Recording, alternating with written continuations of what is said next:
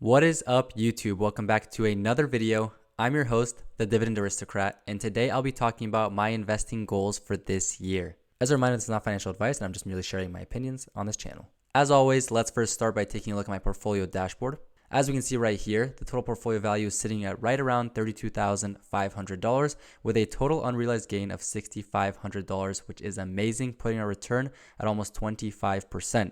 So far, 2024 has had a rough start with most of my holdings actually dropping in value since the end of 2023, but I do think it's going to start looking up from here.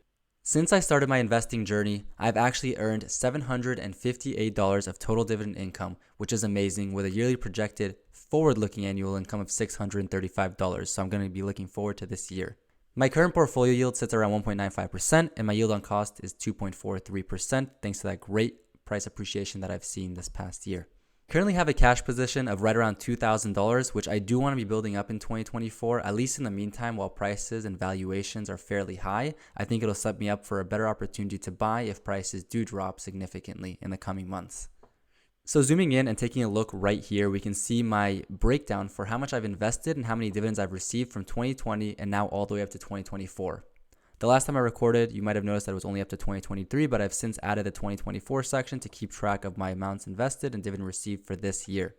So taking a quick look at 2023, we can see that I invested almost $10,000 worth of 2023, but I also do have a cash position of about $2,000, meaning that in total I actually invested a lot closer to $12,000, but I actually only included in the meantime the amount that was invested into stocks and not that was just added into my portfolio. If you guys want to see the total amount at some point, let me know and I can definitely add that calculation into here. My total dividends received for 2023 were unfortunately under $500, sitting at right around $466 received. So my first goal for 2024 is to break that $500 mark. That means I want to make at least $500 of dividend income this year. And as we saw earlier, my projected yearly income is actually sitting at $635, so we're set up pretty well to hit this goal, of course assuming there's no big dividend cuts coming up in my portfolio.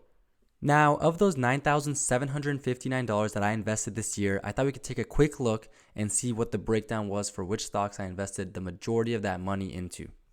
If you guys have been keeping up with this channel, this might not come as a surprise to you. My biggest investment of 2023 was none other than Texas Instruments, ticker symbol TXN. I invested a total of $2,157.57 in this position, not including dividends that I've reinvested since then. I personally think that Texas Instruments is a phenomenal company with a great track record and consistent dividend growth history. Although I do expect a slowdown in their share price appreciation and their dividend growth rate, I thought it would be a good idea for myself to invest some money into this company while the stock price was getting hammered due to slowed down future forecasted earnings. Going into 2024, I don't see myself investing too much more money into Texas Instruments unless they have a significant pullback. If that is the case, I definitely will invest some more money, but right now I'll keep it around this percentage of my portfolio.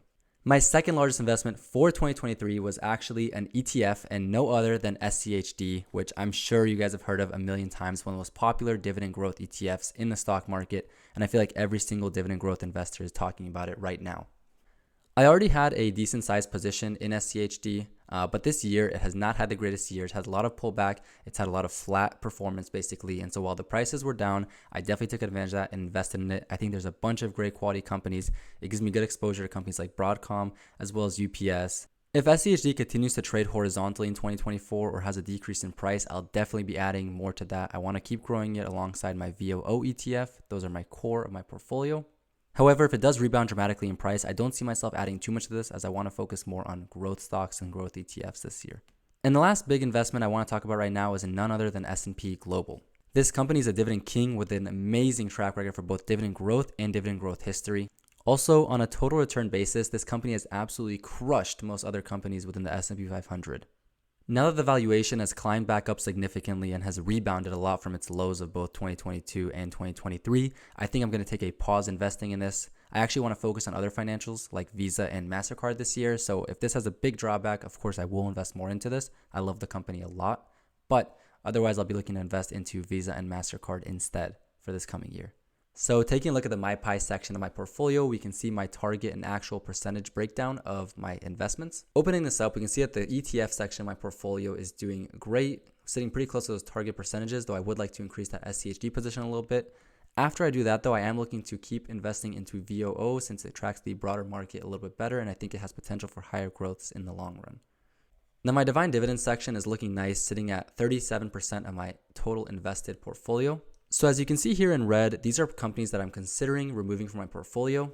Coca-Cola just doesn't have that total return track record that I'm looking for. It's very consistent, but with my time horizon, I need something a little bit more aggressive. And in regards to Union Pacific, it has been one of my best performers, so I don't necessarily want to sell it. It's just that I don't see the need in holding one share of a random company. So I'm considering either adding more into this position or selling it completely. Now looking at the ones highlighted in yellow, it's Lowe's and Home Depot. I think I want to actually just decide between one of them and not hold both of them.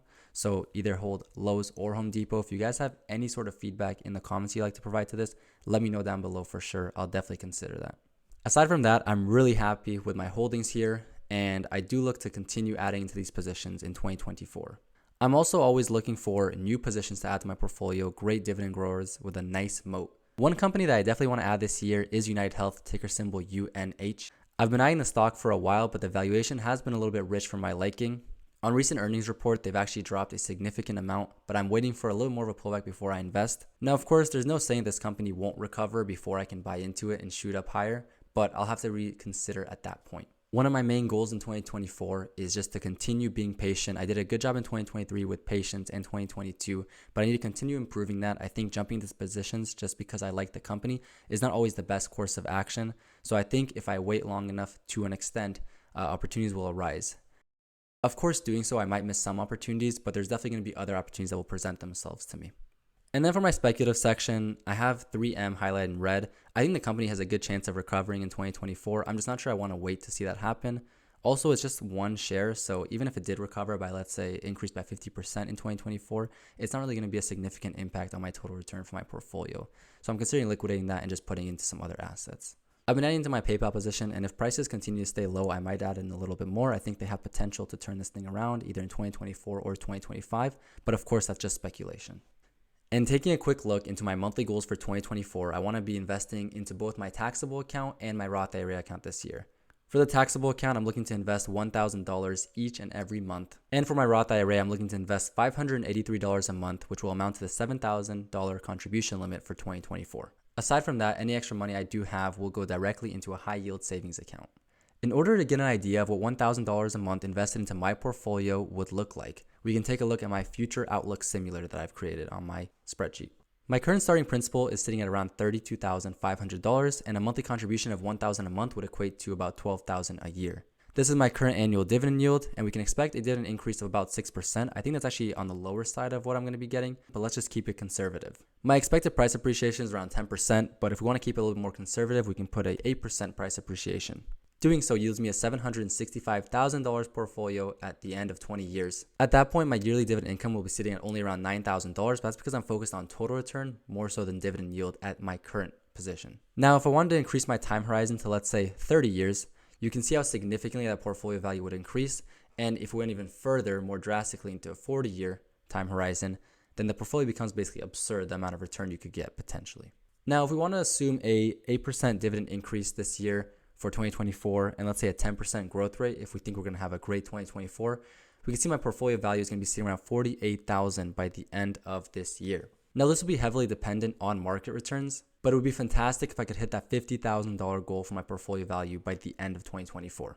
And before I end this video, I do want to recap my goals for this year. As I mentioned, I'm looking to invest $12,000 into my taxable account this year, $7,000 into my Roth IRA. I want to earn over $500 in dividend income this year alone, and I want $1,000 of annual projected income for my portfolio. I do think I can hit that goal with the right amount of dividend growth and the right investments. At the end of this year, we'll be able to come back, check off these boxes, and see which of my goals I've actually accomplished. Aside from that, the biggest goal for me this year is to consistently upload videos to this channel. Right now, I'm trying to post videos once a week, and I hope I can continue that momentum going forward. If you found this insight into my investing strategy for this year useful, I'd really appreciate if you left a like on this video and more importantly, subscribe to the channel. It helps me out a lot. If you guys have any future video recommendations, please let me know in the comments down below and I'll get to them as soon as possible. Thanks again for watching and I'll see you in the next one.